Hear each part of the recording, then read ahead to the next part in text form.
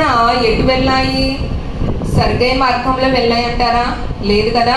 ఎందుకంటే ప్రభు అంట ఇస్కరియోతు యోధా గారిని అంట దొరలాగా చెయ్యాలని పిలిచారంట.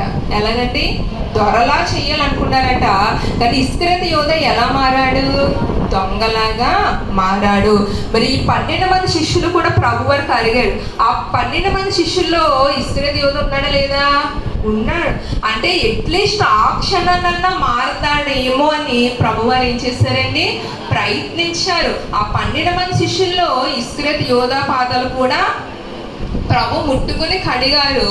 అట్లీస్ట్ నేను తగ్గించుకొని మరి యోధా పాదాలు కడుగుతేనన్నా తనలో మారు మనసు వస్తుందేమో, తగ్గింపు వస్తుందేమో అని అనుకున్నారు. కానీ ప్రభు పాదాలు పట్టుకొని కడిగినప్పటికీ కూడా ఇస్కరియోతు యోధాలో ఏం రాలేదండి? మారు మనసు రాలేదు. మరి ఈ రోజే కాదు, ప్రతి సంవత్సరము కూడా, ఆనాడైతే ప్రభు ఒక్కసారి శిష్యుల పాదాలు కడిగారు. కానీ మనం ప్రతి సంవత్సరము మరి దాడిలో దేవుడు ఆత్మ ద్వారా మనం కడిగించుకుంటున్నాం. కానీ మనలో మారు మనసు వస్తుందా? మనం పాపాన్ని విడిచిపెట్టే వారంగా ఉన్నామా అని మనలో మనం ఏం చేయాలండి? ప్రశ్నించుకునే వారంగా ఉండాలి. ఇక్కడ ఇస్కరియోతు యోధాలో ఎలాంటి మార్పు రాలేట్టుగా మనం చూస్తున్నాం. ఎందుకంటే సిలువలో 2 పక్కల 2 దొంగలు ఉన్నారు కదా. వాళ్ళు ఎప్పటి నుంచో దొంగలే. ఇక్కడ యోధా ఎప్పటి నుంచో దొంగ కాదు. ప్రభుత్వ 3.5 సంవత్సరాలు మరి అక్కడ తిరిగినంత కాలమే తన దొంగ కింద తయారయ్యాడు. కారణం ఏంటంటే ప్రభుతో తిరుగుతున్నాడు తప్ప తన మనసు, తన మైండ్ ఎక్కడ ఉంది? లోకం వైపే ఉంది తప్ప దేవుడి వైపు లేదు. కనుకనే దొంగ కింద మారాడు.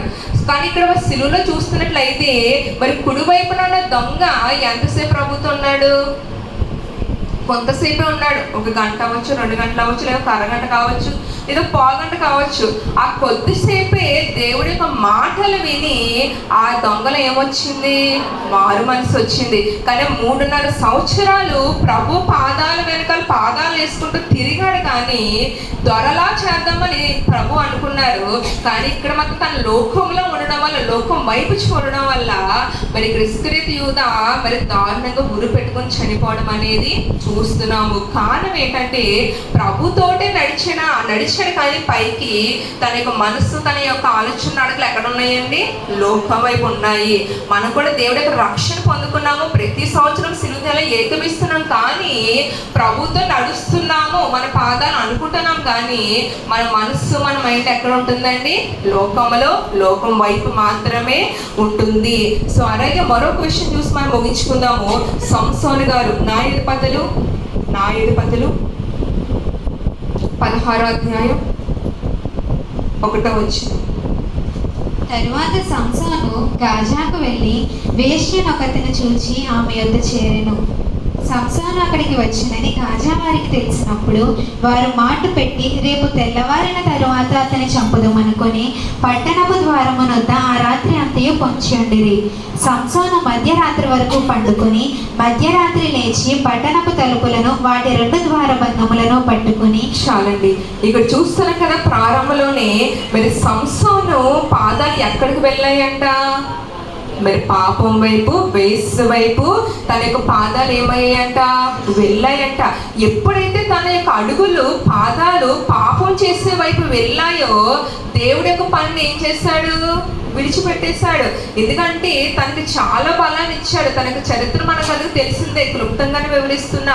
కానీ ఎప్పుడైతే తన పాదాలు దేవుడి వైపు నడిచినంతసేపు కూడా చాలా బలంగా అనేక విజయాలు పొందుకున్నాడు. కానీ తన పాదాలు ఎప్పుడైతే పాపం చేసే వైపు వెళ్ళాయో మరి అప్పటి నుంచి తన జీవితం ఏమైందండి?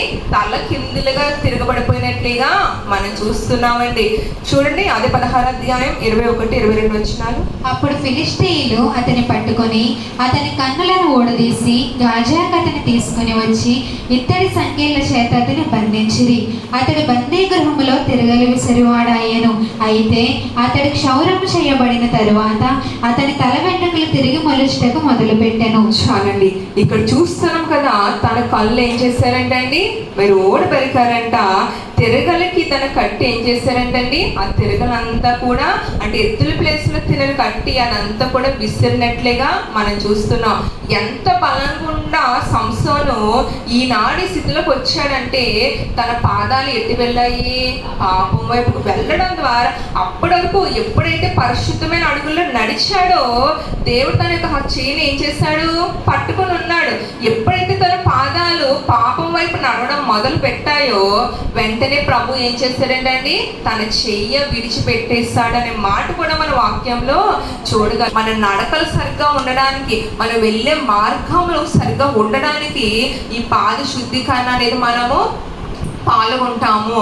సో కాబట్టి దేవుడే తన కుమారుని పంపించి తానే తను తగ్గించుకొని తన యొక్క మహిమని పక్కన పెట్టి ఒక దాసుడిగా నడానికి తవలు కట్టుకొని మరి ఒక పల్లెములో వాక్యమైన నీటిని సిద్ధం చేస్తూ తన శిష్యులు 12 మంది మరి ఇస్కరియోతు యోధ తను అప్పగిస్తానని తెలిసిన తన పాదాలు కూడా ఏం చేశారండి, ప్రభు కడిగారు.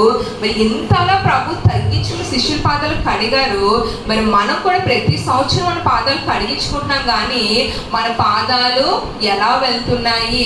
సో మనం కొన్ని ఉదాహరణలు చూసాము. మరి మోషే గారి పాదాలు కానివ్వండి, ఆదాము హవ్వల పాదాలు కానివ్వండి, ఇక్కడ ఈ సంసోను పాదాలు కానివ్వండి, వీళ్ళన్ని పాదాలు కూడా తప్పుడు మార్గంలో వెళ్ళడం ద్వారా వీళ్ళందరూ ఏం చేశారండి, శిక్ష అనుభవించారా లేదా, దేవుడు మహిమను కోల్పోయారా లేదా? సో మనం కూడా దేవుడు ఈ ఒక రోజు పాదాలు కడిగించుకున్నాం అంటే సరిపోదు, కానీ ఈ పాదాలు కడిగించుకోవడం ద్వారా దేవుని శక్తిని, దేవుని బలాన్ని, దేవుని ఆత్మని మనం ఏం చేయాలండి, పొందుకునే వారం ఉండాలి. ఎందుకంటే ఇంత చెప్పినట్లుగా ఈ పాదాలతో ఈ భూలోకంతో కాదు, కానీ నిజమైన జీవం ఎక్కడ ఉంటుందని మనకి పరలోకములో. ఈ పాదాలతో ఈ భూలోకంలో మనకు శాశ్వతం కాదు, కానీ ఈ పరిశుద్ధమైన పాదాలతో మన పరలోకంలోకి మనం ప్రవేశించాలి కనుక, పరలోక రాజ్యంలో మనం తిరగాలి కనుక, ఈ భూలోకంలో ఉన్నప్పుడు మన పాదాలు ఎలా ఉండాలండి, శుద్ధిగా పరిశుద్ధిగా ఉండాలి కనుకొని మరి మన యొక్క పాదాలు కడిగించుకునేటప్పుడు మన మనస్సు, మన తలంపులు అన్ని కూడా ఏం చేయాలండి, కడుక్కునే వారంగా ఉండాలి. సో కాబట్టి దేవుడు తను ఎలాగైతే తగ్గించుకున్నారో మరి కాసేపట్లో మరి డాడీ తను తగ్గించుకుని ఎలాగైతే మన పాదాలు కడుగుతారో మరి కడిగించుకునే మనం కూడా మనలో కూడా ఏముండాలండి, అదే తగ్గింపు, అదే మారు మనసు ఉన్నట్లయితే దేవుడి యొక్క దీవెన ఆశీర్వాదాన్ని పొందుకుంటాము. కాబట్టి అట్టి కృప దేవుడు మనకు అనుగ్రహించునుగా. ఆమేన్. పరిశుద్ధ తండ్రి, మహోన్నతుడా, ఘనమైన దేవ, నీకే వందనాలు ప్రభా. ఇదిగో తండ్రి పాద శుద్ధీకరణ గురించి తండ్రి యేసయ్యా ఇదిగో కొన్ని విషయాలు మాకు తెలియపరచు తండ్రి. ఇదిగో ముందుకైతే ప్రభా ఇంకో 5 విషయాలు ప్రభా, నువ్వు ఎలాగైతే నీ పై వస్త్రాలు తీసావో, ఇదిగో ప్రభా నడనికి ఎలాగైతే నీ తువ్వాలను కట్టుకుని ఒక దాసుడుగా అయ్యావో, ఇదిగో నీళ్ళంటే వాక్యమైన నీటిని ఎలాగ సిద్ధపాటు చేసావో, నేను తగ్గించుకుని ప్రభా ఇంకో శిష్యుల యొక్క పాదాలను పట్టుకున్నావో, ఇదిగో ప్రభా తువ్వాలతో తుడిచి ఇంకెన్నడూ కూడా పాపంలోకి పడకుండా ఇంకో పాప విషయాలు జ్ఞాపకం చేసుకోకుండా ఉండడానికి ప్రభా ఎలాగైతే తువ్వాలతో తుడిచేవో తండ్రి.